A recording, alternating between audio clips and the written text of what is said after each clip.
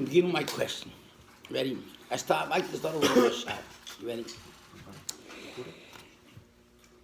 You're just sending off different stuff that you're sending off to different. You put it all together, you wrap it up. You know, when you wrap it up, you cut and you rip, and you get everything ready to go, and you send off. Baruch Hashem, you have atzlacha, and you send off 25,000 pieces today.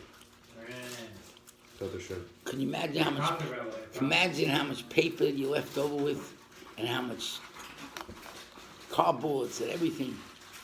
And you say to yourself, you know what you're going to do, Be'ezrat Hashem? Tomorrow morning you're going to come and clean everything up. Is that sechel? That's not sechel. The sechel is, at the end of it, when you finish the day, you clean up what's left. So when you come in the next morning, you come with a fresh look.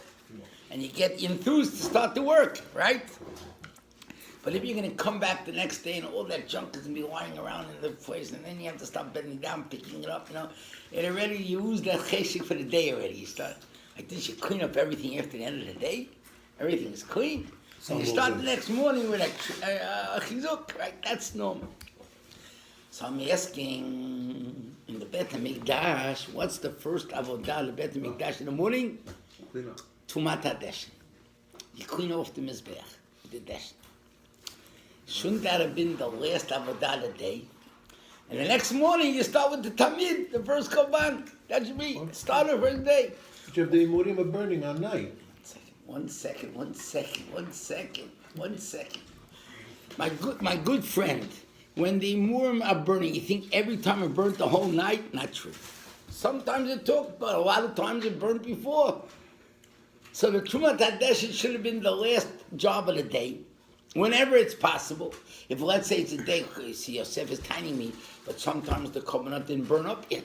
They will wait till it finishes burning. But the last avodah of the day, let it be official, the last avodah of the day should be Tumat HaDeshen. In the morning we should start off with Korban Tamid. No. What's the first avodah that we do in the morning? What do? The Kohanim fight over who's going to be the first one to clean up the Deshen from the Me'al HaMizbeach. Why do you start the day that way? You had a question. So I want to, maybe we could answer, and this is a chidush, not a chidush, but the way you have to look at Avodat Hashem.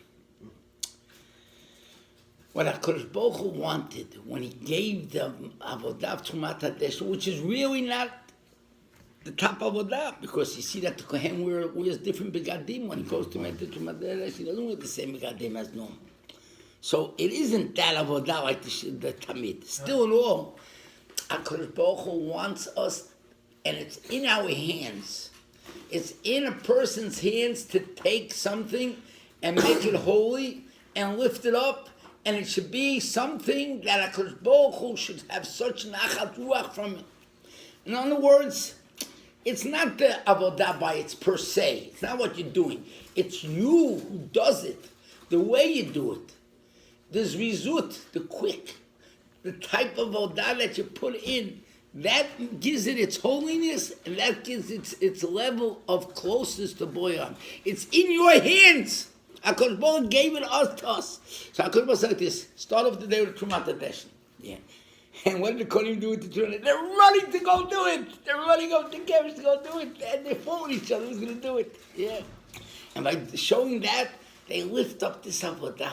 Because Baruch Bedavka started the day with the Tumat HaDeshen to teach us that we have to take the avodah and make it holy, make it kadosh, lift it up.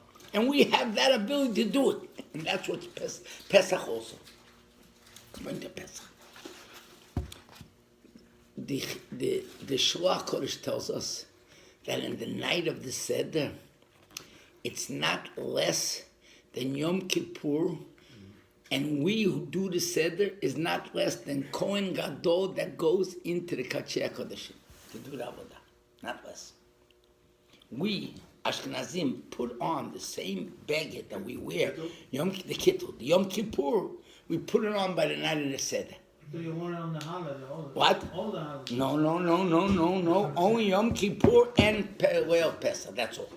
The rabbis wear it Rosh Hashanah also, but not the Hamonam. The Hamonam doesn't wear it. Only Yom Kippur and Pesach.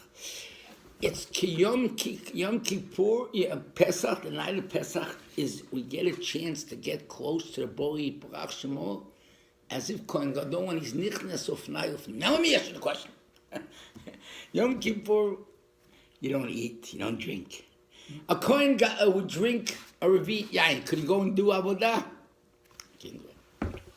Here they give us a Leil Seder, not 1, 4 cups. And they tell us like this, if you use a big cup, well, you should drink out the whole cup. Could you imagine if... But if you want to... But if you want, Ravit is Yotzeh. But the din is... Is it better to do it that way? No, you don't want to be You drunk. want to get drunk, man. It matters on your ability. If you're drunk, you It matters on your ability to drink. Oh, before you eat anything. Yeah. But the idea is Before they you eat want you anything. to be high. They want you to be high. The Gemara says if it's wine that doesn't have an alcohol kick, there are others that hold the Ram holds not. You have to have wine that has an alcohol kick. Because they want you. So the question, you know, want me high? It's Yom Kippur. So what's the answer? The answer is they want you to take this and control it. To take it and harness it. Sit by a seder, the Rambam eats. You know what the only place the Rambam brings down, what he said like this by the seder, Lechol koma sherotze lechol, v'lishtot koma sherotze lishtot. No way, not Yom Tov, not Shabbat. He doesn't use that nusach. But Pesach night, the Leil Seder, look it up. The Rambam says, "Lechol kol ma she'ata rotze lechol v'lishtot kol ma she'ata rotze lishtot." That's called the Sudah. In other words, they're telling you have what you want, Abraham, but harness it, control it. And when you harness it, and when you control it, and you use the whole night for one tachlit to be mahalel mishabeach HaKadosh Baruch Hu, you know what you've done? Then you're Kohen Gadol Nichnas of Neifnim. It's biyadenu. Understand what it means? It's up to us to take this night. If Chas v'Shalom, you're sitting on a seder and a guy starts talking about stocks, or he's a big sports fan and starts speaking about his favorite ball player, what did he do to the whole seder? It's like he took the whole table with all the fancy food and turned it over on the floor. No.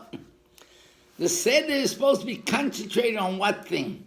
On bringing Halel Odot HaKadosh Baruch Hu. And at that time, when you Mahalom Odot HaKadosh Baruch Hu, it's a tremendous koach of tefillah, tremendous koach. Am nohei, it says, Vayitzaku b'nei Yisrael Hashem, Vayishma Hashem et koleinu. So when we come to that part that says Vayitzaku, I saw in Svarim HaKadoshim, I say to the whole table, we're now going to scream. And have in mind to pray b'shas screaming. Everyone starts, yeah! And what do you do? That time it's tefillah. It's a great time of tefillah. Vayitzaku. It's a tzaka to the Bori Barach Shemo. So, what? So the idea is for us to harness it and turn it into gold. We turn, that's Tumat HaDeshen. Tumat HaDeshen, you take it off, you clean it off the back. I was over 30 years to eat breakfast in the morning with my mother. Every morning I used to go to eat breakfast. So she used to tell me when, what's I got, before the garbage man came, she used to say, Laser, take down the garbage. Could you please take down the garbage? I took the garbage and I had kavanah. I'm taking off Tumat HaDeshen. Wow. That's what I had kavanah. B'shas when I took down the garbage, and my mother said, take down the garbage, I used to think, B'shat Maaseh, I'm taking down Tumat HaDeshen. And I'm telling you, in Shemaim, they considered it Tumat HaDeshen. I'll tell you a story, Mustam, you all know the story, but I'm going to say it over anyhow. The story goes like this. There was an Ish Pashut, a man that didn't know, wasn't a learned person, but he was sitting by the rabbi's drasha, and the rabbi said that even today we don't have korbanot, but a person could go ahead and do something for the Bori Barach Shemo, and it can be considered in heaven like a korban. That's what the rabbi said. You can do something. Reading it. What? Reading it. Yeah, besides reading, doing an act that could be considered like korban. So this Ish Pashut comes home to his wife, he says to his wife, darling, I know, there's no one that makes chalot like you. So I want to, every Friday we're going to take 2 chalot, we're going to bring it to the Aron HaKodesh. Those days the Aron HaKodesh wasn't locked with a safe. You can still get into it. And he used to take 2 chalot Friday when no one's in the shul. So go into the shul, put the two chalot into the Aron HaKodesh, and be mitpalel that HaKadosh Baruch Hu should take his mincha, his korban.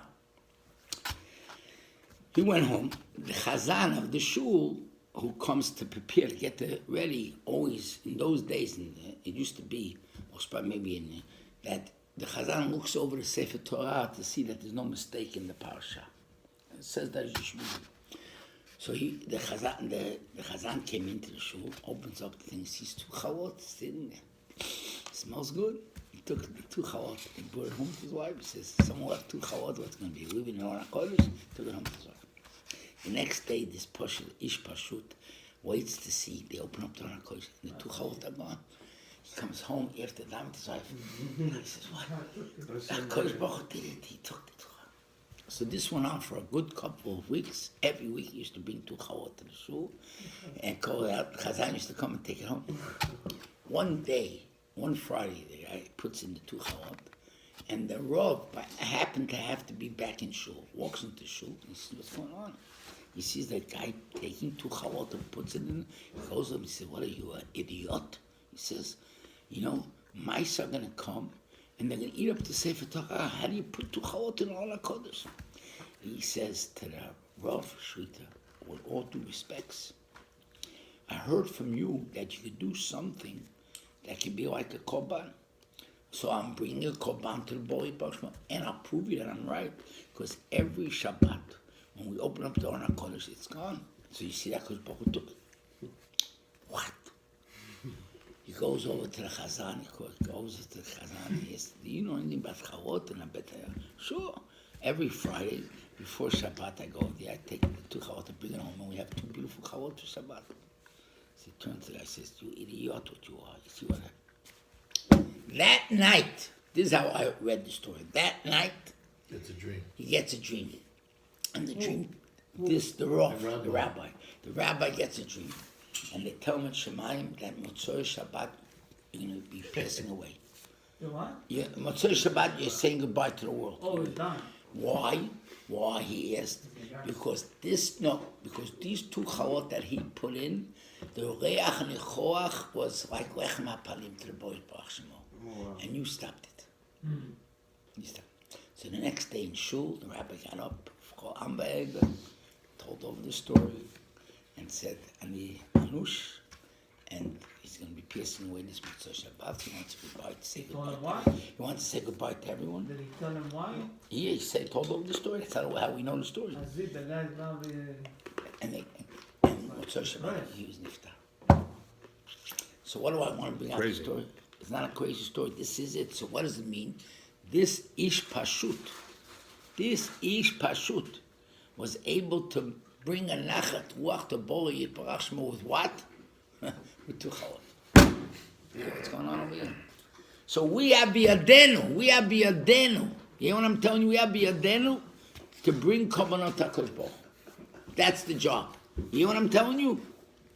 And it comes, what last said, if we sit down with seriousness, and we understand the greatness of the night, and what you can use the night for what you need, tefillot, tachnunim, anything that you have to ask the boy Baruch make use of. Yeah, Rabotai, that's a biyadenu. Amen, ken yiratzon. Exactly.